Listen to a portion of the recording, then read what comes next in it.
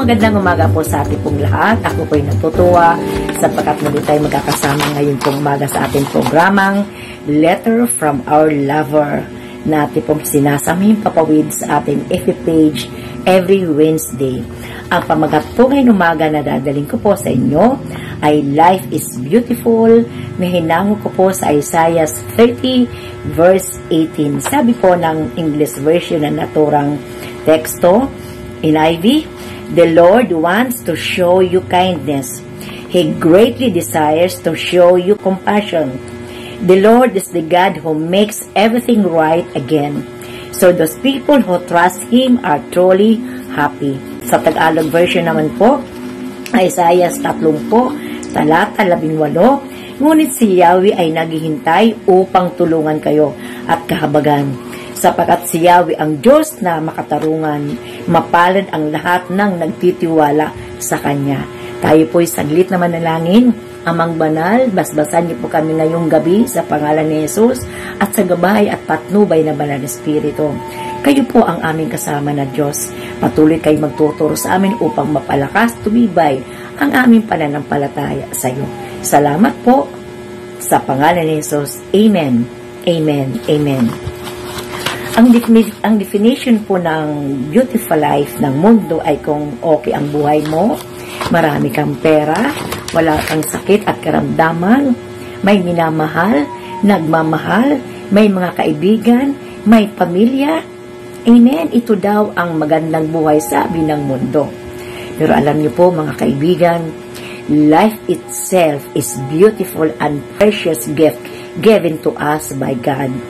Ngunit ilan sa ating mga kababayan, ang buhay sa kanila ay hindi maganda kasi may mga nararamdaman po sila, may mga pinagdadaanan po sila mga problema, may mga problema sa kapaligiran, sa pamilya, sa ministry, diba? Sa mga kaibigan, nawalan ng trabaho, nawalan ng mahal sa buhay, baon sa utang, parang hindi mo na kaya.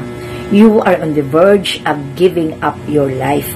Pero alam niyo po mga kaibigan, natural lamang po maranasan po natin ang ganito po nga eksena o katayuan o event sa ating buhay. Sapagkat narito po tayo sa physical world na kung saan ang mundong ito ay broken, darkened, and fallen world. Subalit na pagkakanda po ng ating teksto ngayong umaga, may mga pangako ang Diyos na nakalaan sa kanyang mga anak na may mga pinagdaanan, mga problema. Balikan po natin mga kaibigan ang Isaiah 30 verse 18. Sabi doon, gusto ni Lord tulungan ka at kahabagan. He wants to show you kindness and compassion. Sa inyong dinaranas ngayon, sabi pa ng verse 18c, the Lord is the God who makes everything right again. Yung pinagdadaanan mo ngayon, God will wipe away all your worries, your cause of stress, and fear, cries, and other discomforts in our life that you are feeling now. Yung mga pag-iyak mo, papahiran ng Diyos. Bigatan tayo, pagagaanin ng Diyos. May sakit po tayo, pagagalingin po tayo ng Diyos. Because our Lord is the God who makes everything right again. Lilipas po ang lahat ng paghihirap natin. Lilipas din po ang lahat ng ating pinagdadaanan sakit sa kasalukuyan panahon. Ang sekreto po ay naroon po sa verse 18d.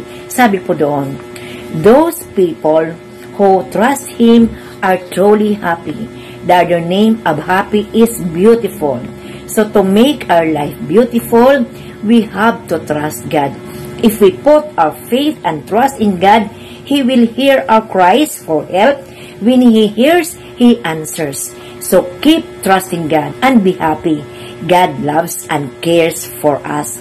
Wala nang gaganda sa buhay na nasa Panginoon. Pangako niya sa John 10:10, I have come that they may have life and have it abundantly. So life is really beautiful when we are in Christ. Si Lord ang nagpapaganda ng ating buhay. Gaano man kabigat ang iyong pinagdadaanan ngayon, mayroon Diyos na gustong tumulong sa iyo. Mayroon Diyos na nahabag sa iyong pinagdadaanan. Kaya magpatuloy lang po tayo magtiwala sa ating Panginoon.